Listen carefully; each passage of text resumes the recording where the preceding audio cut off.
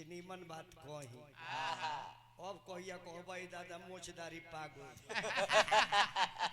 हे पर चढ़ावल कोनो लमहर बात बाहू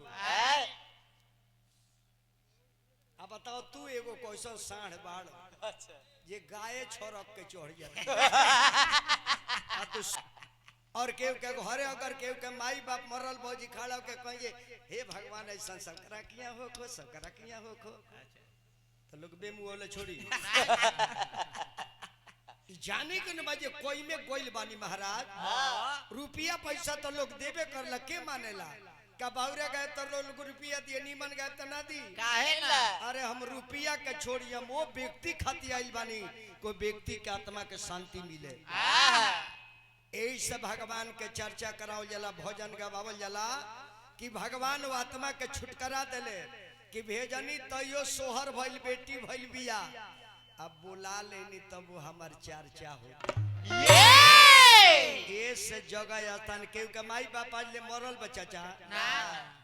एक आदमी केहू के बता दे केकर माई बाप मर गइल बा अगर मर गए तो शादी में रहुआ पितर के नेवता काहे के देता नहीं एक महीना पितरी पक्ष काहे मनावता नहीं एक मतलब देवता ले लमर हमनी के पितर लोग होला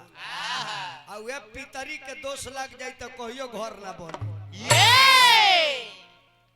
ऐसे एकरा के जानल जरूरी बा ना दूसर का बात ए दुनिया से सबे स्वर्ग में जाला नरक में केहू नहीं के गई हई मालिक के शरीर नरक में जाई अरे में से इंजन निकाल ले गई बॉडी छोड़ देलक अब बॉडी चाहे कबाड़ में फेंकी चाहे भाड़ में फेंकी अब इंजन निकाल के दूसरा बॉडी पर चढ़ा दिलबा आज भी जिंदा बानी खाली नंबर प्लेट बदल गल बा जो अब का नाम हो वही माई के चर्चा हमरा बाबू कहलिया भगवान भोलेनाथ और माता सती कुंभज बाबा के आश्रम में गइलो चर्चा सुने कि चले के सुनल जाओ कि रामा अवतार होके अलावा त्रेता आवे अलावा राम जी अइए तो कौन कौन लीला करी है ये बात का तुलसी बाबा लिखले बानी परमनाथ बाबू सही लिखले बानी हमरे हुआ बात के मानत आनी लेकिन हुआ फानत आनी बाबा लिखले बाड़े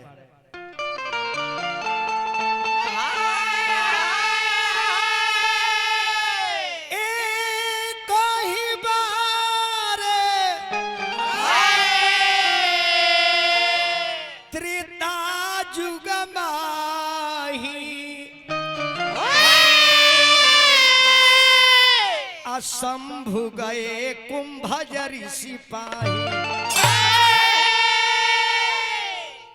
संग सती जग जननी भवानी अपूज ऋषि अखिलेश्वर जानी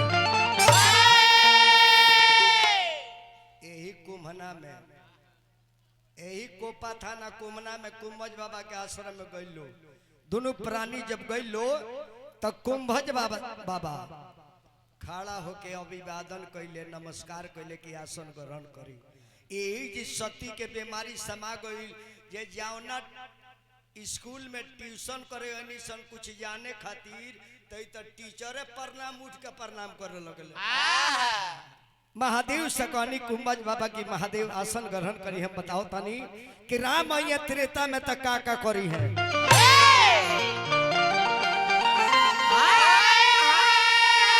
अरे कहानी कहानी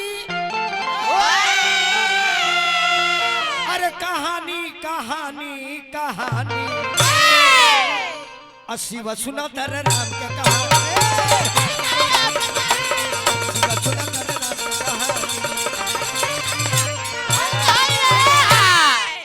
भोलेनाथ अयोध्यापति नरेश महाराज दशरथ जी अयोध्या में जेकरा घरे त्रेता में राम चार भाई के अवतार होई राम का अवतार सुन के विश्वामित्र जी बक्सर सही है राम लक्ष्मण के मांग के लेकर जाई है तालुका के वध करई है ओइया से लेकर जनकपुर में जाई है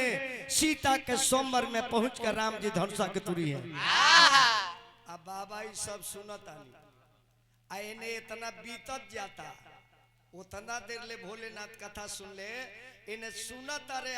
इन्हें राम जी जन्म ले बड़े विश्वामित्र के संगे गईले उन्हें मिथिला में चल गई बड़े त्रेता ये जुगावा में रामचंद्र त्रेता ये जुगावा में रामचंद्र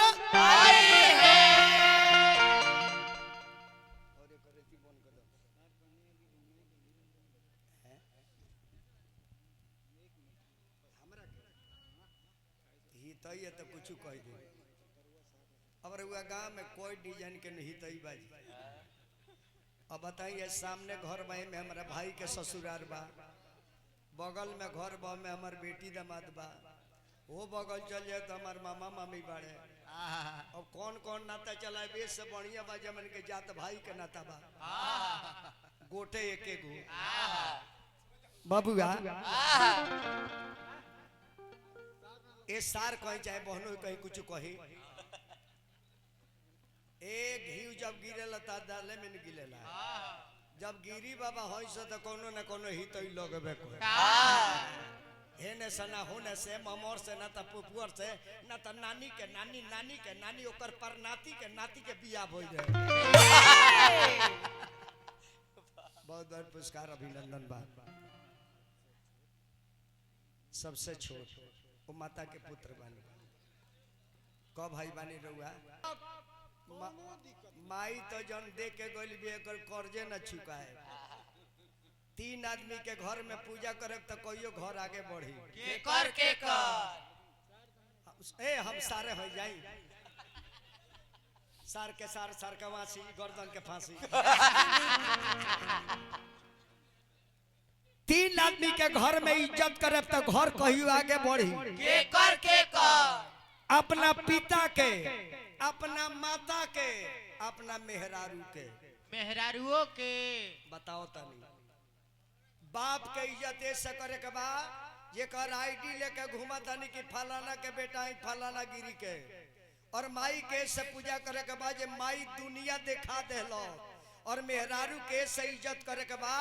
कि दुनिया के छोड़ के हमरा खातिर आ गई ये चिनीमन बात कही अब कहिया कहबाई दादा मोचदारी पागो हे पर चढ़ावल कोनो लमहर बात बाहू अब बताओ तू एगो कैसन साढ़ बाढ़ ये गाय छोरक के चढ़ जाए आ तो सुग बुगाते नहीं